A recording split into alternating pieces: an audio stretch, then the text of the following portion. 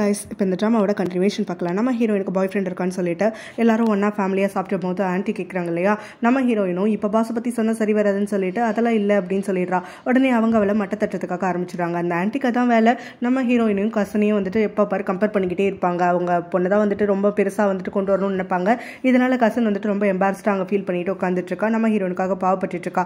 ஹீரோயினுக்காக அவங்க அப்பா அம்மா வந்து சப்போர்ட் பண்ணிட்டு இருக்காங்க. இப்போ தானே படிச்சு முடிச்சா சின்ன பொண்ணு, இன்னும் கொஞ்ச நாள் போட்டோம் அப்படிலாம் சொல்லிட்டு நம்ம ஹீரோயினும் இப்போ லீவ் முடிச்சு போனதுக்கப்புறமா கொஞ்ச நாளாக தன்னோட கசன் கூட வந்துட்டு ஸ்டே பண்ணுறதா இருக்கிறதா விஷயத்த சொல்ல உடனே அவங்க ஆன்ட்டி அதை தடுத்து நிறுத்துறாங்க. அது எப்படி நீ தங்குவ, அதில் தங்கக்கூடாதுன்னு சொல்லிட்டு.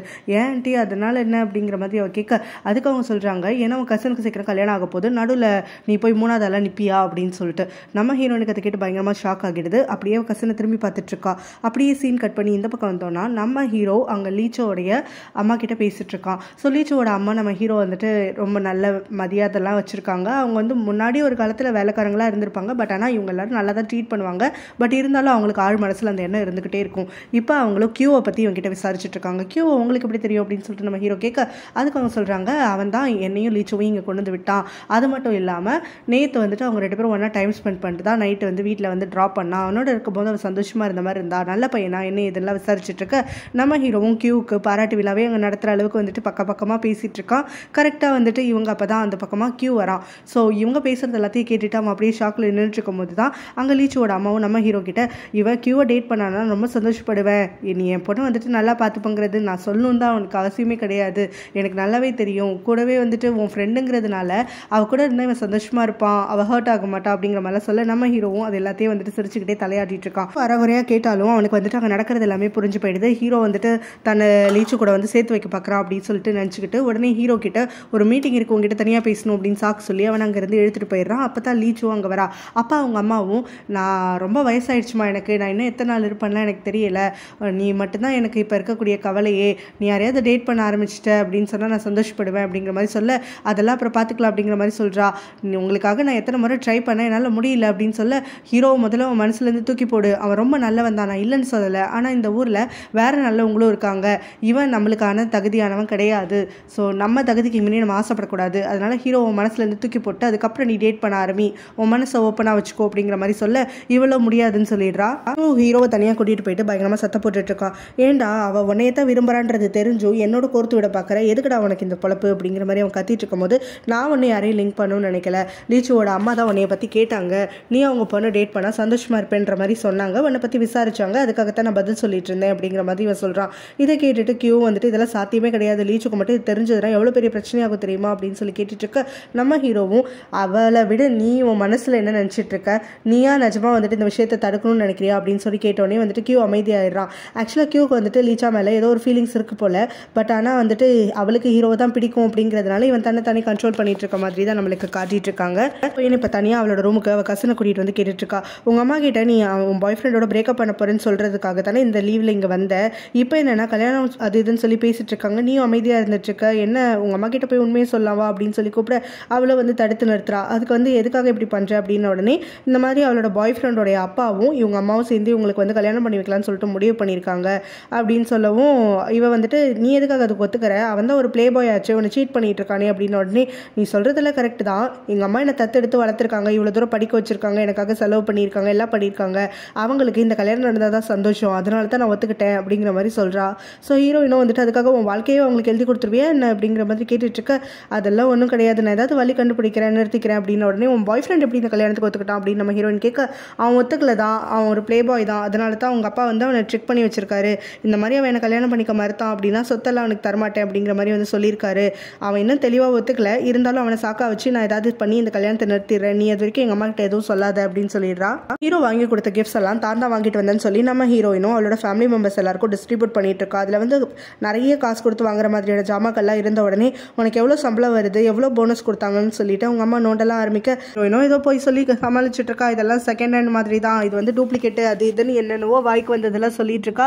அவளோட ஆன்ட்டிக்கு இங்கே இருக்கக்கூடிய ஜாமான்லாம் பார்த்த உடனே அப்படியே சந்தோஷம் தாங்கலை. இருந்தாலும் வந்துட்டு அவங்க பொண்ணு தான் பெட்டர்னு காட்டிக்கிறதுக்காக நம்ம ஹீரோயினை வந்து கொஞ்சம் மட்டை தட்டி தான் அவங்க கொடுக்கக்கூடிய கிஃப்டையும் வந்துட்டு வாங்கிட்டு போகிறாங்க. ஃபெஸ்டிவ் அன்னைக்கு காலையிலே நம்ம ஹீரோயினுக்கு கால் பண்ணிடுறான். அவளும் வந்து அவர் ரூமில் உட்காந்து பேசிட்டு இருக்கா. இந்த மாதிரி ஹீரோவும் விஷ் பண்ணிட்டு என்ன பண்ணுற ஏது பண்ணுற அப்படின்லாம் கேட்க, இவளோ வந்துட்டு செம்ம ஜாலியாக என்ஜாய் பண்ணிட்டு இருக்க அப்படிங்கிறா. அதை கேட்டோன்னே ஜாலியாக தான் இருக்கும், நான் தான் பக்கத்தில் இல்லையே அப்படிங்கிற மாதிரி சொல்லி அவனும் கிண்டல் பண்ண நம்ம ஹீரோயினும் என்ன சொல்கிறதுன்னு தெரியாமல் முடிச்சிட்டு இருக்கா. உடனே ஹீரோவும் கவலைப்பட்டதை நான் சும்மா டீஸ் தான் பண்ணிட்டு இருக்கேன், நல்லா என்ஜாய் பண்ணு, என் கிஃப்ட்ஸ் எல்லாம் உனக்கு பிடிச்சிருந்துச்சா என்ன ஏதுன்னு கேட்டுட்டு இருக்கும்போது அடுத்த தடவை இந்த மாதிரி காஸ்ட்லியான கிஃப்ட்ஸ் எல்லாம் வாங்கி தராதீங்க அப்படிங்கிற மாதிரி அவள் பேசிட்டு இருக்கா. கரெக்டாக அந்த சமயத்தில் தான் உங்கள் அப்பா அங்கே வந்துடுறாரு. இவங்க 2 பேர் பேசுறதையும் வந்துட்டு கேட்க ஆரம்பிச்சிடுறாரு வெளியில் நின்றுக்கிட்டே. நம்ம ஹீரோவும் வந்துட்டு சரி நான் அவனுக்கு வந்து கிஃப்ட்ஸ் எல்லாம் வாங்கி கொடுத்தல, எனக்கு என்ன தருவ அப்படின்னு உடனே என்ன வேணும், இதெல்லாம் ரொம்ப வந்துட்டு அதிகமாச்சு அப்படிங்கிற மாதிரி அவள் கேட்டுட்டு இருக்கா. அதெல்லாம் இல்லை, நீ எனக்கு வந்து பதிலுக்கு கொடுத்து தான் ஆகணும் அப்படின்னு சொல்லி கேட்டுட்டு இருக்கான். சரி நான் அதுக்கு பதிலாக உங்களுக்கு வேலை செஞ்சு கழிச்சுக்கிறேன் அப்படிங்கிற மாதிரி நம்ம ஹீரோயின் வந்துட்டு ஜோவியெல்லாம் பேசிட்டு இருக்காங்க. ஸோ இந்த மாதிரி உங்களுடைய பேச்செல்லாம் கேட்டுட்டு அவங்க அப்பா வந்துட்டு அங்கேருந்து ரொம்பவே டென்ஷன் ஆகிட்டு கிளம்பி போயிடுறாரு. எல்லாரும் ஒன்றா சாப்பிட உட்காந்த உடனே ஹீரோயினுடைய அப்பா வந்து அவகிட்ட பேச்சு கொடுக்கறதுக்காக ஆரம்பிக்கிறாரு. யாரோ ஒரு பையன்கிட்ட ஃபோனில் பேசிட்டு இருந்தியே, யார் அது, உன் பாய் ஃப்ரெண்டா, அவன் பேர் என்ன அப்படிலாம் சொல்லி கேட்டுட்டு இருக்க. நம்ம ஹீரோயினும் ஐயோ பேசினது தெரிஞ்சிச்சா, ஆனால் குரல் எப்படி வெளியில் கேட்டிருக்காதே அப்படின்னு சொல்லி யோசிச்சுக்கிட்டே இப்போ பாஸை பற்றி சொன்ன பிரச்சனையே தான் ஆகும். ஏன்னா நான் புதுசாக வந்து வேலைக்கு சேர்ந்திருக்கேன், அது மட்டும் இல்லாமல் என் லைஃப்பில் ஃபர்ஸ்ட் பாய் ஃப்ரெண்டு, அதனால இப்போதைக்கு சொல்ல வேணாம் அப்படின்னு சொல்லிட்டு அப்பா என்னோட கூட வேலை செய்கிறவங்க தான்ப்பா அப்படின்னு சொல்லிட்டு இருக்கும்போது அவன் எதுக்காக கிஃப்ட் எங்களுக்குலாம் கொடுத்து விட்டான் அப்படின்னு சொல்லிட்டு அவங்க அப்பா கொஸ்டின் கேட்குறாரு. அதுக்கு நம்ம ஹீரோயினும் இல்லை ஆக்சுவலாக வந்து காசுலாம் கொஞ்சம் கம்மியே தான், அவன் ஒரே ஒரு கிஃப்ட் தான் அவன் வாங்கி கொடுத்தான், மற்றெல்லாம் நான் தான் வாங்கினேன் அப்படிங்கிற மாதிரிலாம் வந்து ஏதோ சமாளிச்சுட்டு இருக்கா.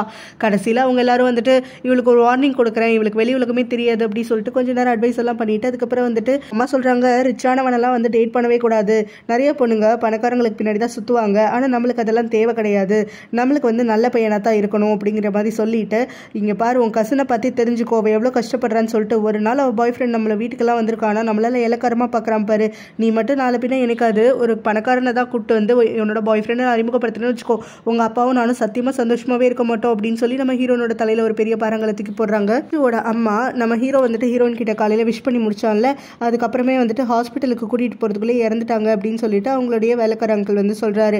ஸோ இவன் வந்துட்டு நம்ம லீச்சா வந்து பார்த்துக்கிறதுக்காக ஆரம்பிச்சிடுறான். அந்த சமயத்தில் தான் கியூவும் லீச்சாக்காக கேர் பண்ணிக்கிட்டு வர ஹீரோயின் ஆல்ரெடி வந்துட்டு அவளுக்கு கொஞ்சம் கவனம் செலுத்தி பார்த்துக்கிட்டு இருக்காங்கிறத பார்த்துட்டு அவனுக்கு வந்து மனசு கேட்கல, இருந்தாலும் வந்துட்டு அங்கேருந்து அமைதியாக போயிடுறான்.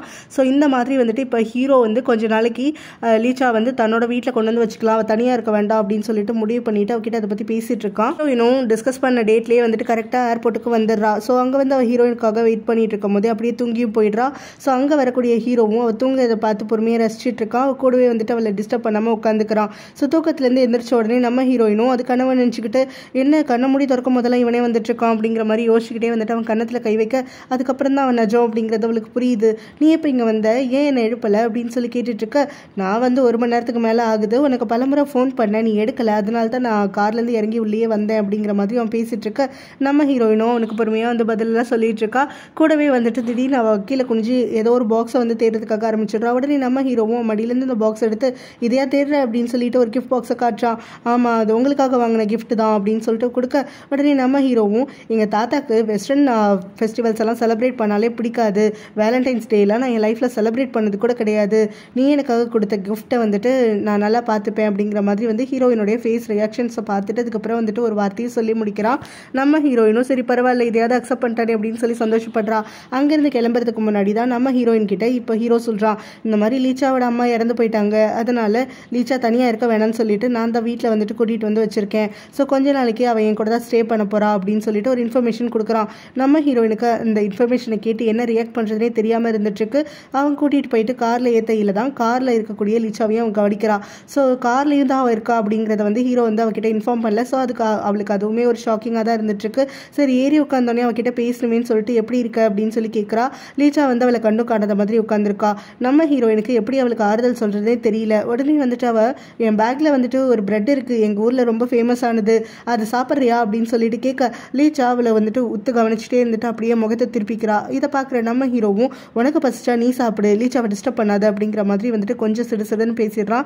நம்ம ஹீரோயினுக்கு அதுக்கப்புறம் பேச வார்த்தையே இல்லாமல் முகத்தை திருப்பிக்கிறா. அடுத்த நாள் வந்து நம்ம ஹீரோயினுக்கு அவன் கால் பண்ணுறான். என்ன பண்ணுறேன் ஏது பண்ணுறேன்னு சொல்லி விசாரிக்கிறான். நம்ம ஹீரோயினும் புதுசாக வந்துட்டு டூப்ளிகேட் சிம் வாங்கிட்டதா ரொம்ப சந்தோஷமாக நம்ம ஹீரோ கிட்ட ஷேர் பண்ணிட்டு இருக்க. அவனும் அந்த இன்ஃபர்மேஷன்லாம் எனக்கு தேவையில்லை அப்படின்னு சொல்லிட்டு அவளை டின்னருக்காகன்னு சொல்லிட்டு கூப்பிட்றான். சரி எங்கே போகிறோம் எப்போ போகிறோம், லீச்சாவும் வராளா அப்படின்னு சொல்லி நம்ம ஹீரோயின் கேட்டுட்டு இருக்க.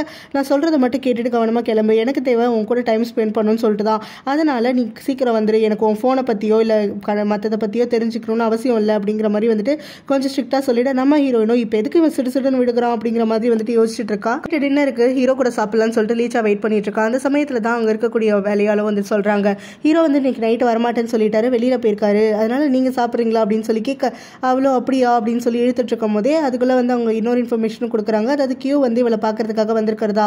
ஸோ இவ வந்துட்டு உடனே கியூ கூட வெளியில் போகலாம் அப்படின்னு முடிவு பண்ணிட்டு இவ தான் ட்ரைவ் பண்ணி கியூவை வெளியில் கூட்டிகிட்டு போகிறா. 2 பேரும் வந்துட்டு காரை பார்க் பண்ணதுக்கப்புறமா கியூவும் அவளுக்கு கொஞ்சம் ஆறுதலாக பேசுறதுக்காக ஆரம்பிக்கிறான். ஸோ அந்த சமயத்தில் வந்துட்டு ஹீரோவை பற்றிலாம் அவன் கேட்டுட்ருக்க அப்போ அந்த லீச்சாவும் வந்துட்டு ரொம்ப விரக்தியாக வந்து சொல்கிறா. அதாவது நான் அவனுடைய பெஸ்ட் ஃப்ரெண்டு, ஒரு ஓல்டு ஃப்ரெண்டு, இவ்வளோ பெரிய துக்கத்தில் இருக்கேன், அவன் என்னையை வந்து கேர் பண்ணிக்காமல் என் கூட வந்து சாப்பிடாம அவனோட கேர்ள் ஃப்ரெண்டு தான் முக்கியம்னு சொல்லிட்டு அவள் பின்னாடியே சுற்றிட்டு அழிஞ்சிட்டு இருக்கான் அப்படின்னு சொல்லிட்டு இதை கேட்குற கியூவும் ஹீரோ தான் வந்து உனக்கு வேணும்னு சொல்லிட்டு யோசிச்சு இல்லையா, அவன் எப்படிப்பட்டவன்றது உனக்கே தெரியும், யார் பின்னாடி போவான், எதுக்கு போவான் அப்படிங்கிறது எல்லாமே உனக்கு தெரியும்ல, தெரிஞ்சு தானே அவனை நேசிச்ச, ஸோ இதெல்லாம் நீ ஏற்றுக்கிட்டு தான் ஆகணும் அப்படிங்கிற மாதிரி வந்து சொல்லிட்டு இருக்கான்.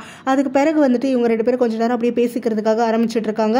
லீச்சாவும் வந்துட்டு ரொம்ப சேடாக இருக்குது அப்படின்னு சொல்லிட்டு இவன் முன்னாடி ஒரு பப்புக்கு கூட்டிகிட்டு போயிருப்பான்ல, அந்த இடத்துக்கு கூட்டிகிட்டு போக சொல்லி கேட்குறா. சரின்னு சொல்லிட்டு அவனும் கூட்டிகிட்டு போயிடுறான். அதுக்கப்புறம் அங்கே போயிட்டு கண்ணு முன்னு தெரியாமல் பயங்கரமாக வந்து அவள் ட்ரிங்க் பண்ணிடுறா. ஸோ இவனும் வந்துட்டு அதுக்கப்புறமா ஹீரோ வந்துட்டு இருக்கானா வீட்டில் இல்லையான்னு தெரியலன்னு சொல்லிட்டு இவனோட வீட்டுக்கே வந்துட்டு அவளை ட்ரைவ் பண்ணி கூட்டிகிட்டு போகிறான். வீட்டுக்குள்ளே தட்டு மாதிரி அவள் வரா.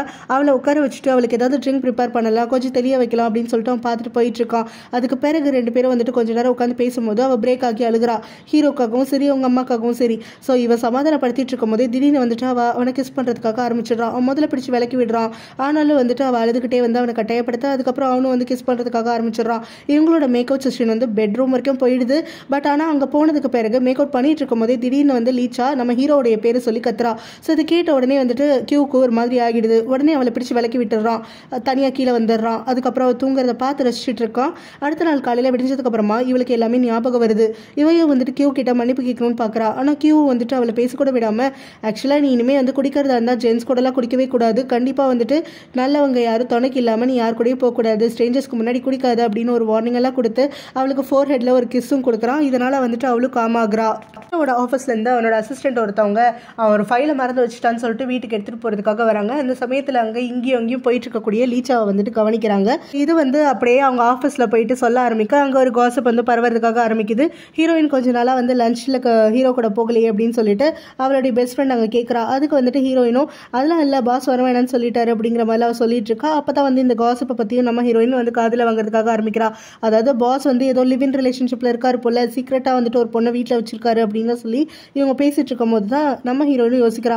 வீட்டிலனா அப்போ வந்து லீச்சாவாக தான் இருக்கும், இவங்க எல்லாம் தப்பை புரிஞ்சுட்டு பேசிட்டு இருக்காங்க அப்படின்னு சொல்லிட்டு யோசிக்கிறா. பட் ஆனால் வெளியில் எதுவும் சொல்ல முடியாமல் இருந்துட்டு இருக்கா.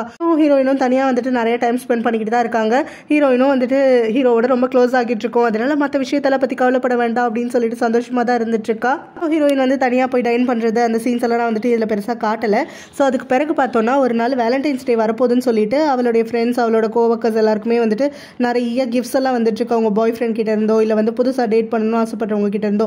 நம்ம ஹீரோனுக்கு மட்டும் ஒன்றுமே இல்லை. அதனால வந்துட்டு அவர் ரொம்பவே ஹீரோ மனசுக்குள்ளே திட்டிட்டு இருந்துட்டு இருக்கா. ஆனால் புதுசாக வந்திருக்கால அந்த பொண்ணுக்கு டெய்லியுமே ஃப்ளாஸ் எல்லாம் வந்துட்டு இருக்க. அவன் நம்ம ஹீரோயின் கிட்ட அதெல்லாம் வேணும்னே காட்டி காட்டி டர்ன் பண்ணிட்டு இருக்கா. ஹீரோயின் லீச்சாவையோ இல்லை ஹீரோவுடைய தங்கச்சியோ பார்க்கலாம் அப்படின்னு சொல்லிட்டு புக் ஸ்டோருக்கு போறா. ஆனால் போனால் யாருமே இல்லை. ஸோ உடனே வந்துட்டு அவள் நம்ம ஹீரோக்கு கால் பண்ணுறா. இந்த மாதிரி லீச்சாவை பார்க்கணும்னு ஆசைப்பட்டேன், ஆனால் அவளை காணும் அப்படின்னு சொல்லிட்டு சொல்ல உடனே ஹீரோவும் சரி அதுக்குன்னு அவள் கொஞ்ச நாளாக வந்து புக் ஸ்டோருக்கு வரதில்லை, மனசு கஷ்டமாக இருக்குன்னு சொல்லிட்டு வீட்டில் தானே இருக்கா, நீ வா நான் அவனை சாயங்காலம் கூட்டிகிட்டு போய் காட்டுறேன் அப்படின்னு சொல்கிறான். சரின்னு சொல்லிட்டு அவளும் சந்தோஷமாக ஒத்துக்கிறா. இவங்க 2 பேரும் வந்துட்டு ஒன்றா வீட்டுக்கு கிளம்பி போகிறாங்க. அந்த சமயத்தில் லீச்சா வந்து நம்ம ஹீரோவுடைய ஸ்டடி ரூமில் உட்காந்து என்னமோ தேடிட்டு இருக்கா. ஸோ அப்போ வந்து அங்கே ஹீரோவை பார்த்த உடனே அவன் குரல் கேட்ட உடனே அவன் ரொம்பவே சந்தோஷப்பட்டு இருக்கா. ஆனால் பின்னாடியே வரக்கூடிய ஹீரோயினையும் அங்கே இருக்கக்கூடிய கியூவையும் பார்த்தோன்னே அவளுக்கு வந்து மனசு பாதிச்சிருது. மெயினாக நம்ம ஹீரோயினை பார்த்த உடனே அவளுக்கு பொறாம தான். ஸோ வந்துட்டு அவளோட சிரிப்பெல்லாம் வந்துட்டு அப்படியே காணாமல் போயிடுது. அதுக்கப்புறமா நம்ம ஹீரோயினும் அவகிட்ட நல்லா விசாரிச்சுட்டுலாம் இருக்கும் போது ஹீரோவும் நீ இங்கே என்ன தேடிட்டு இருக்க அப்படின்னு சொல்லிட்டு கேட்குறான். அதுக்கு அவளும் வந்துட்டு காலேஜ் படிக்கும் போது நான் கிட்ட ஒரு புக் கொடுத்தல, அந்த புக்கை தான் தேடிட்டு இருக்கேன் அப்படின்னு சொல்ல அதுக்கு அவனும் வந்துட்டு அந்த புக்கை கண்டிப்பாக இங்கே தான் எங்கேயாவது இருக்கும், நான் அப்புறமா பொறுமையாக அவனுக்கு தேடித்தரேன் அப்படிங்கிற மாதிரி சொல்கிறான். உடனே அவளும் அந்த புக்கை நீ படிச்சியா அப்படின்னு சொல்லிட்டு கேட்க இல்லையே எனக்கு டைம் கிடைக்கல அப்படிங்கிற மாதிரி சொல்லிடுறான். ஃபெஸ்டிவலுக்காகன்னு சொல்லிட்டு ஹீரோவுடைய தங்கச்சியும் பிரதர் இல்லாவும் வந்து வேற ஒரு ஊருக்கு போயிருந்தாங்கல்ல, அவங்க இப்போ தான் ரிட்டர்ன் ஆகுறாங்க. ஸோ அங்கே வந்த உடனே வந்துட்டு லீச்சாவை பார்த்து அவங்க பேச ஆரம்பிக்க 2 பேரும் அப்படியே பிரேக் ஆகி அழுகிறதுக்காக ஆரம்பிச்சிடுறாங்க. ஸோ இதெல்லாத்தையும் நம்ம ஹீரோவும் ஹீரோயினும் அங்கேருந்து பார்த்துட்டு இருக்கா. ஹீரோயினுக்கும் வந்துட்டு என்ன பண்ணுறது ஏது பண்ணுறதுன்னு ஒன்றுமே புரியாமல் இருந்துட்டுருக்கு. ஹீரோயினை கொண்டு வந்து வீட்டில் ட்ராப் பண்ணையில் கொஞ்சம் தயங்கிட்டே கேட்குறான். அவங்கள்ட்ட ஒரு கேள்வி கேட்கலாமான்னு சொல்லிட்டு என்ன அப்படின்னு சொல்லிட்டு அவனை கேட்க இல்லை எனக்கு ஆக்சுவலாக வந்து இது செல்ஃபிஷாக கூட இருக்கலாம். என்னன்னா இப்போ இந்த மாதிரி லீச்சா வந்துட்டு உங்களுடைய ஸ்டடி ரூமில் நைட் ட்ரெஸ் போட்டுட்டு வந்து அங்கே புக்குக்கு உங்களோட திங்ஸ் எல்லாம் சர்ச் பண்ணிட்டு இருக்கால, அது எனக்கு ஒரு மாதிரி இருக்குது அப்படிங்கிற மாதிரி சொல்ல உடனே நம்ம ஹீரோ வந்துட்டு லைட்டாக ஸ்மைல் பண்ணிட்டு இருக்கான். எதுக்காக இப்படி சிரிக்கிற அப்படின்னு சொல்லிட்டு கேட்டோன்னே, இல்லை மேடம்க்கு ஜலசினா என்னன்னு இப்போ தான் தெரியுது போல், இப்போயாவது வந்துட்டு ஜலஸாக ஃபீல் பண்ணுறதுக்கு கற்றுக்கிட்டே அப்படிங்கிற மாதிரிலாம் சொல்ல நம்ம ஹீரோயினோ இப்போல்லாம் இல்லை இப்போல்லாம் பேசாதீங்க அப்படின்னு சொல்லிட்டு இருக்கும்போது நான் சீரியஸாக கேட்குறேன் அப்படிங்கிறா. உடனே ஹீரோ என்ன சொல்கிறான்னா, என்னை சுற்றி எப்போவுமே 1000 பொண்ணுங்க இருந்துக்கிட்டு தான் இருப்பாங்க, அதில் சில பேர் எனக்காக ட்ரை பண்ண கூட செய்வாங்க, அதை பற்றியெல்லாம் நீ எதுவும் கவலைப்படாத, ஏன்னா என்னோட பார்வை என்னோட காதல் எல்லாமே உனக்கு மட்டும் தான் அப்படிங்கிற மாதிரி வந்துட்டு ரொம்ப சீஸியாக பதில் சொல்லிட்டு இருக்க. நம்ம ஹீரோயின் அதை கேட்டு வைக்கப்பட்டு அவனை கொஞ்சம் நேரம் அடிக்கிறா. அதுக்கப்புறம் டைட்டாக அவனை கட்டி பிடிச்சிக்கிறா. ஹீரோ வீட்டுக்கு வந்ததுக்கப்புறமா லீச்சா சொன்ன அந்த புக்கை தேடி எடுக்கிறான். அந்த புக்கை வந்துட்டு எடுத்து பார்த்துட்டு இருக்கையில் உள்ள ஒரு கார்டு இருக்கிறத கவனிக்கிறான். அது லீச்சா எழுதினது தான் காலேஜ் டேஸில். இந்த மாதிரி எனக்கு உன்னை ரொம்ப பிடிச்சிருக்கு, என்னோட பாய் ஃப்ரெண்டாக இருக்கியா அப்படின்னு சொல்லிட்டு அந்த கார்டில் எழுதியிருக்கு. இதை பார்த்தோன்னே நம்ம ஹீரோ வந்துட்டு பயங்கரமாக ஷாக் ஆகுறான்.